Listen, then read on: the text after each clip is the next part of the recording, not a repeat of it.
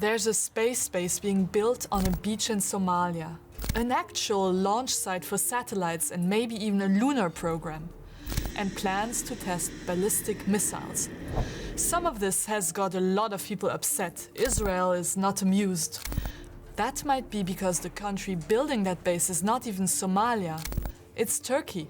How did this even come about? So I would say Turkey is successful in its own way and to its benefit because of taking risks that no one else is taking. To understand, we have to look at one of the most effective Africa strategy projects of the last 2 decades, because Turkey has been playing a long game here. For more, I spoke to DW's Istanbul correspondent Dorian Jones. Well, Turkey sees Africa as one of the most important relationships that it will have in the future, both from an economic point of view and from a strategic point of view. Ankara has been building relationships for a while. An indicator of how important Africa is for Recep Tayyip Erdogan, the diplomatic presence. When he came to power, Turkey had embassies in only 12 African countries. Now it has more than 3 times as many. Turkey has a plan, and it has been sticking to it. First, open new embassies and consulates. Then Turkish Airlines adds new routes, which means it is now the biggest airline on the continent. Trade and investment have massively expanded. And then development and humanitarian aid follow, along with infrastructure and logistic projects. Turkish companies have specialized in building airports and roads across the continent. Turkey is also building mosques, reviving an Ottoman Empire-era religious presence in the region. And underneath it all runs a harder layer: security. Drone sales, military training and defense pacts, what Ankara calls drone diplomacy. It's a whole package that when you buy the drones, you buy a relationship with Turkey, and it's seen as a long-term relationship that then moves into potentially other fields of trade, into development. It's all part of this interconnectivity approach that Turkey is adopting, and the drones have become a very important part of that. Turkey is basically supplying its military tech in exchange for influence and access to resources. Because Turkey is also trying to secure what Africa has under the ground: oil, gas, uranium, resources it needs to reduce its own dependence on imported energy. Oh, and they're also looking for gold. Turkey has also shown a willingness to remain engaged, especially during the periods of conflicts and political instability especially, and even international pressure, rather than withdrawing when conditions became very difficult. That's one way Turkey is trying to get ahead of its rivals in the Middle East, especially Israel. The 2 countries' relationship has soured in recent years, and Africa is one more arena where that rivalry is playing out. But more on that later. So, you see, Turkey offers African partners a whole package: trade and investment, development aid, and military assistance. But isn't that what everyone else has been trying to do in Africa? Well, it's actually not, because size matters. In this case, being smaller is better for Turkey. Turkey is a middle power. It doesn't have the capacity or the resources to dominate when it's engaged. So its limitations also help Turkey to engage with those countries and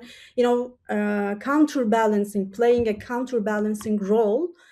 For instance, in Sahel, counterbalancing Russia. We hear this many times, both from African leaders, but also African businesses. When we deal with Turkey, it's a relationship of equals, rather than being the small power dealing with a much bigger power. And I think that opens the door to much more cooperation. In short, Ankara can present itself as a benevolent power, a brother power, one that treats African countries as equals. They respect us is a line often heard. Nous avons appris à mieux nous défendre et à travailler avec ceux qui sont prêts à nous respecter. Voici ce qui guide la coopération stratégique entre le Mali et la Turquie. And if in Africa Turkey is welcome, in Somalia it's the Sultan. That goes back a long way. Turkey's international broadcaster is hyping up their relationship.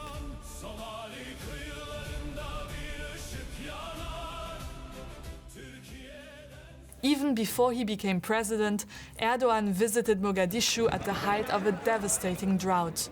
He was the first non-African leader to set foot in Somalia since the civil war began in 1991.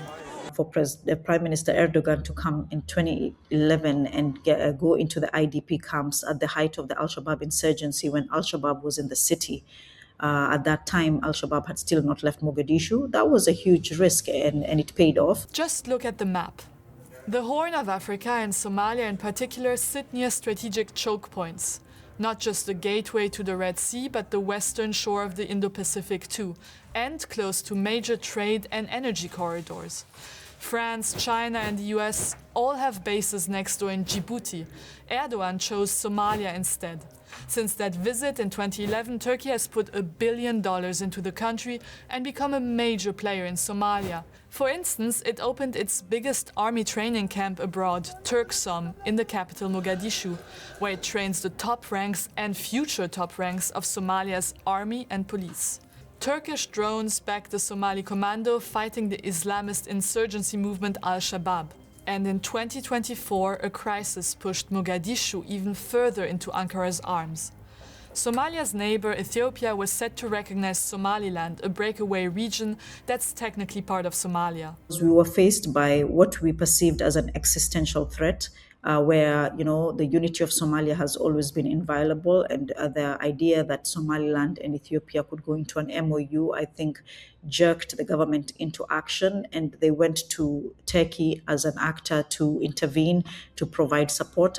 Turkey did step in. It mediated and the dispute was diffused. Ethiopia did not recognize Somaliland. Turkey and Somalia then signed a naval pact. Turkish forces would rebuild Somalia's fleet and patrol its waters. In exchange, Turkey takes 30% of the country's exclusive economic zone revenue, including fishing. Offshore, the stakes are even higher. Somalia's seabed may hold tens of billions of barrels of oil and gas. A separate deal gives Turkey 90% of that revenue. Turkey has become indispensable. I would say they have huge leverage on the current government. With all that influence, there are growing questions in the country about what they are doing with it. We have given them rights to our oil, we have given them rights to our fisheries. So at the moment, there's a mixed feeling about Turkey, where I would say a lot of the population are asking, are these agreements fair? Are they in our favor, or are they favoring Turkey? Those doubts about Turkish intentions are also being fueled by another big project in Somalia. Gökyüzüne bak, ayı gör.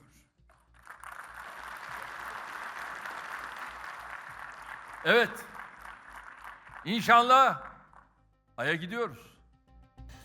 You guessed it, we are back to the Somali beach and to Turkey's dream of going to the moon. About 70 kilometers up the coast from Mogadishu in the town of Warsheikh, Turkey has been building a space base since October 2025. The installation costs about $350 million, which is kind of cheap. When it's finished, it will make Turkey the 13th country in the world with its own gateway to space. Here in the satellite imagery, you can see it being built over the last few months. Why here? Part of the answer is just physics and geography, really. Somalia sits near the equator, which makes launches cheaper and lets rockets carry more. And anything that falls into the ocean, which is not an option for Turkey at home. Turkey says it will let other countries launch from here for a fee and make the whole thing pay for itself. And it has plans to launch more than just satellites from here. Long-range ballistic missiles require very long safety corridors, an open sea, and minimal civilian air and maritime routes traffic. So Black Sea does not have these qualities. We do know that Turkish forces are in that location, not working on Somali security or anti-AS operations, but in specifically protecting the build-up of that space station. If it becomes a missile test site, Warsheikh would not only be a space project, it would give Turkey real military reach into the Indian Ocean and beyond, including major choke points, Western military bases, and Gulf capitals. All of that is maybe why Israel is less than thrilled about this project. The Israeli officials are watching this very closely, and analysts here have described the spaceport as a potential strategic threat for Israel, although the missile narrative is currently ahead of any official confirmation. But I think what's important to mention is that the spaceport here is not being seen as a purely civilian project. Israel is also suddenly interested in Somaliland. They are the only country to formally recognize Somaliland as an independent state, and they hosted its president just recently. Our friendship is seminal and historic. So I'm very, very happy and I'm very proud of this day. Because of its location near the Bab el-Mandeb Strait, Somaliland provides Israel with a strategic foothold in the Red Sea to counter mainly Iranian influence. We're talking here in particular about the Iran-backed Houthis in Yemen, who have launched missiles at Israel and pose a threat also to international shipping in the area. Now, I think for Israel, recognizing Somaliland has a lot to do with the Iran war at the moment, but Turkey's growing influence in the region certainly also plays a role. So, the space project in Somalia is being built while Turkey is in this growing rivalry with Israel. And that mentality is certainly feeding not only in both Turkey and Israel, but also in the region, where when any country has a growing presence in one place, they see that potentially as a threat against the other. And this rising tension is a concern, and Israel has in the past shown that if it believes something is a threat, a direct threat to their country, they are prepared to act. Which may be one more reason the two countries are watching each other's move across the Horn of Africa more closely than ever. We'll see how these tensions play out. Turkey has been pursuing a long-term plan in Africa, smartly becoming indispensable to a number of countries on the continent. Somalia is the best example of that. But this Turkish success story also comes with risk. It might show just how jumpy other players could become when you grow from being a clever business partner in a handful of countries into a full-fledged regional power broker.